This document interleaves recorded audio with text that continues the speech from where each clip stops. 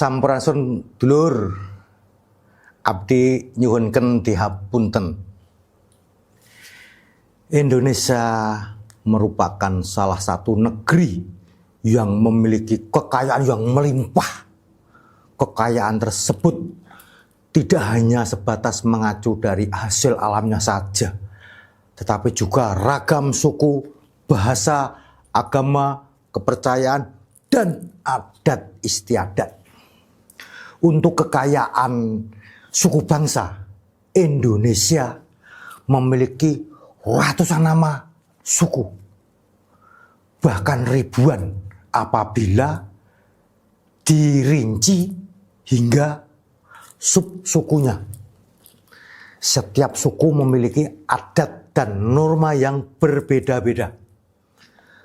Pun demikian, keberagaman tersebut tidak membuat keutuhan bangsa terpecah-pecah. Sebaliknya, keberagaman menyatu untuk mencapai tujuan masyarakat yang adil dan makmur. Data suku di Indonesia sendiri pertama kali dihasilkan melalui sensus penduduk tahun 1930 oleh pemerintah kolonial Belanda. Namun, pengumpulan data ini sempat terhenti pada masa Orde Baru disebabkan adanya political tabu yang memandang bahwa pembahasan suku adalah upaya yang dapat mengancam keutuhan bangsa. Barulah 70 tahun kemudian data suku tersebut mulai dikumpulkan kembali pada masa reformasi oleh BPS melalui SP 2000 yang dilanjutkan dengan SP 2010. Setidaknya ada sekitar 1340 suku bangsa yang tersebar di seluruh wilayah Indonesia. Catatan yang dihimpun oleh BPS tahun 2010 menyebutkan bahwa suku Jawa merupakan suku terbesar dengan proporsi 40,05% dari jumlah penduduk di Indonesia. Sisanya adalah suku-suku yang mendiami wilayah di luar Jawa seperti suku Bugis, Batak, Bali, Aceh, dan suku-suku lainnya. Masyarakat Jawa di sisi lain tidak hanya mendiami Pulau Jawa saja, tetapi ada juga yang berada di luar Pulau Jawa dengan tetap mempertahankan nilai-nilai budayanya. Oleh karena itu, kebudayaan Jawa dinilai besar dan sangat beragam dari berbagai sisi. Mayoritas masyarakat Jawa beragama Islam.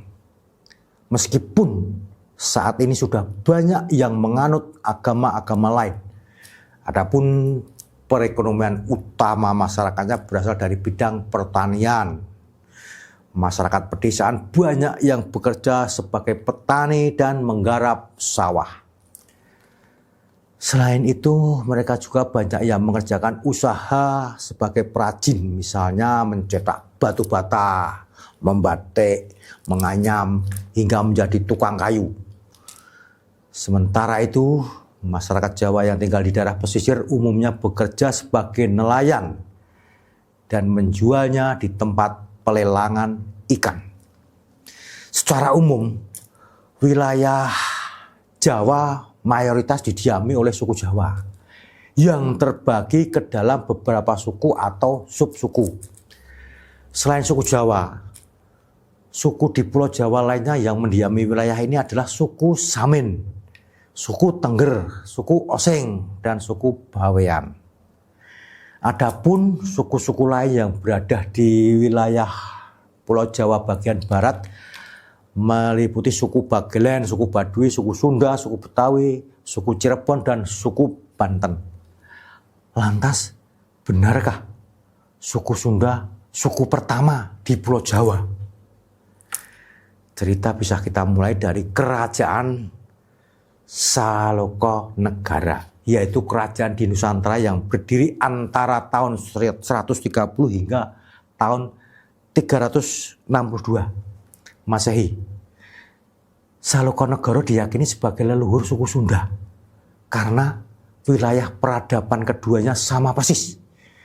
Jika benar Hal ini membuat adanya kemungkinan bahwa suku Sunda merupakan suku pertama di Pulau Jawa yang membangun peradaban besar.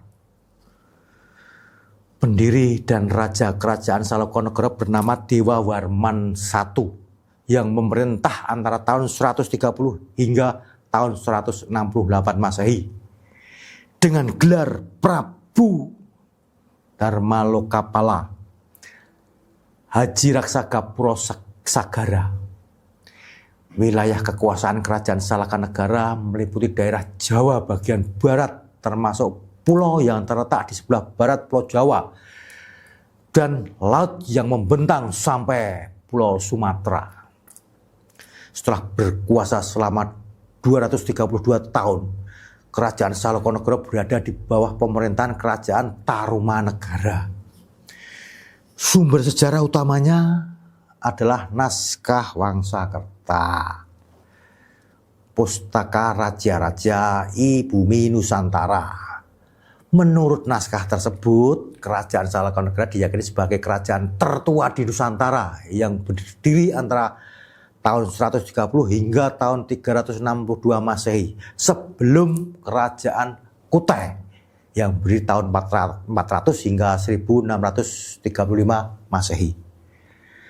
Pustaka Pararatwani Ibumi Jawa Dipa adalah salah satu naskah yang disusun oleh satu tim di bawah pimpinan Pangeran Wangsakerta. Beliau adalah salah seorang dari 3 putra Panembahan Ratu Karbon dari istrinya yang berasal dari Mataram. Kelompok naskah PPJB yang sudah ditemukan hingga saat ini terdiri dari 4 buah, semuanya dari Parwo pertama. 3 naskah pertama merupakan kisah atau uraian mengenai sejumlah negara yang pernah berperan terutama di Pulau Jawa. Sedangkan Sarga keempat merupakan naskah panyangkep atau pelengkap dan isinya berupa keterangan mengenai sumber-sumber yang digunakan untuk menyusun kisah itu. Secara umum, seluruh naskah karya tim di bawah pimpinan Pangeran Wangsakerta dituliskan pada jenis kertas yang sama. Dari puluhan naskah yang telah terkumpul, hingga saat ini baru sebuah naskah yang telah diuji fisiknya secara kimiawi. Pengujian yang dilakukan di Arsip Nasional itu menyimpulkan bahwa kertas yang digunakan untuk menuliskan naskah umurnya sekitar 100 tahun. Ini laporan tahun 1988. Mengingat bahwa titi mongso naskah-naskah itu berkisar antara tahun 1677 hingga tahun 1698 Masehi. Maka hampir dapat dipastikan bahwa naskah-naskah yang sudah terkumpul itu merupakan salinan dari naskah lain yang lebih tua. Seperti halnya naskah-naskah Pangeran Wangsakerta lainnya. Naskah PPJB ini ditulis dengan menggunakan aksara Jawa yang jenis aksaranya mirip dengan yang disebut oleh Drewes Quadrat Script. Adapun bahasa yang digunakan adalah bahasa Jawa yang banyak mengandung kosakata bahasa Jawa kuno dan bahasa Cirebon. Karangannya berbentuk prosa campuran antara paparan dan kisah. Cara penyajiannya memiliki ciri-ciri karangan ilmiah, yakni berupa keterangan secara tersurat mengenai sumber karangan yang digunakan dan dikemukakan apabila di antara sumber-sumber yang digunakan terdapat perbedaan informasi. Salokonegoro minim meninggalkan bukti fisik karena bencana perang untuk memperebutkan tanah Sunda. Demikian juga bencana alam yang tidak mustahil menghilangkan peninggalan kerajaan awal di Pulau Jawa tersebut. Sehingga dalam artikel, tulisan ilmiah maupun buku sejarah formal lebih banyak menulis kerajaan Kutai sebagai kerajaan pertama di Nusantara ini. Dengan adanya naskah Wangsakerta, generasi sesudah sangat tertolong untuk mendeskripsikan dan menarasikan abad-abad awal Masehi Nusantara dan persentuhan budaya dengan berbagai bangsa besar dunia. Karena satu naskah Wangsakerta berjudul Pustaka Pararatuan I Bumi Jawa Dipa menuturkan peristiwa sejarah masa lampau tentang raja dan kerajaan yang terletak di Jawa Barat, Jawa Tengah, dan Jawa Timur. Uraiannya banyak tertumpu pada karya Mahakawi, pujangga besar. Lengkapnya Mahakawi Mpu Kanakamuni dari Majapahit. Beliau menjabat sebagai Dharma Dyaksa atau pejabat tinggi keagamaan, urusan agama Buddha. Selain itu, kitab ini mencontoh beberapa karya pujangga besar yang telah mengubah kisah kerajaan-kerajaan di Pulau Jawa. Selain itu, dilengkapi pula uraian tentang kerajaan Mataram, Banten, raja-raja daerah Parahyangan, serta para penguasa daerah lainnya. Penyusun kitab ini terdiri dari 12 orang, yaitu 7 orang menteri atau jaksa pepitu kerajaan Karbon, seorang pujangga dari Banten, Sunda, Arab, dan seorang lagi. Mereka semua dipimpin oleh Pangeran Wangsakerta. Kitab ini mulai dikerjakan pada tahun Saka Sruti Sirno Ewaing Bumi atau tahun 1604 Saka 1682 Masehi. Ditulis di Keraton Karbon oleh Pangeran Wangsakerta atau Panembahan Karbon Tohpati, bergelar Abdul Kamil Muhammad Nasaruddin.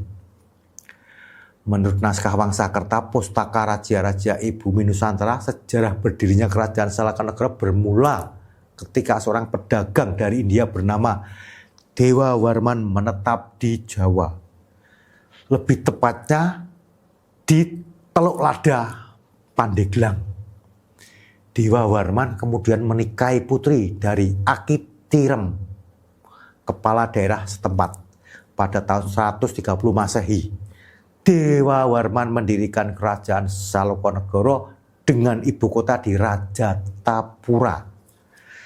Setelah menjadi raja dengan gelar Prabu Dharma Lokapala Aji Raksa Gapura Segara, ia melakukan ekspansi untuk memperluas daerah kekuasaan.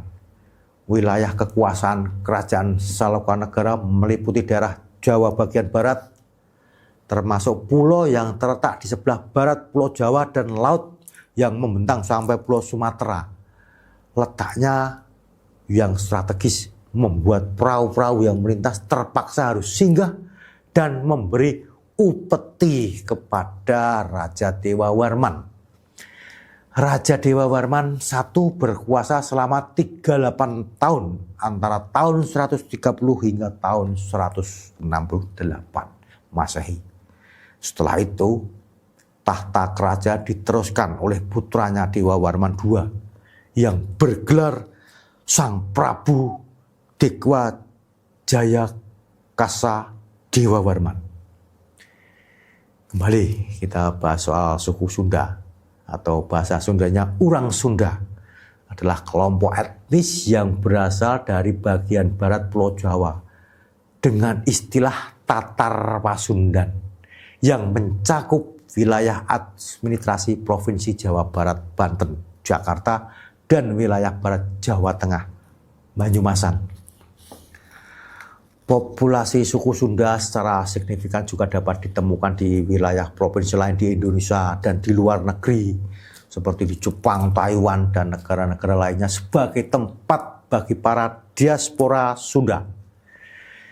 Jati diri yang mempersatukan orang Sunda adalah bahasa dan budayanya. Orang Sunda dikenal memiliki sifat optimistis, ramah, sopan, riang, dan bersahaja. orang Portugis mencatat dalam Suma Oriental bahwa orang Sunda bersifat jujur dan pemberani. Orang Sunda juga adalah suku bangsa pertama yang melakukan hubungan diplomatik secara sejajar dengan bangsa lain.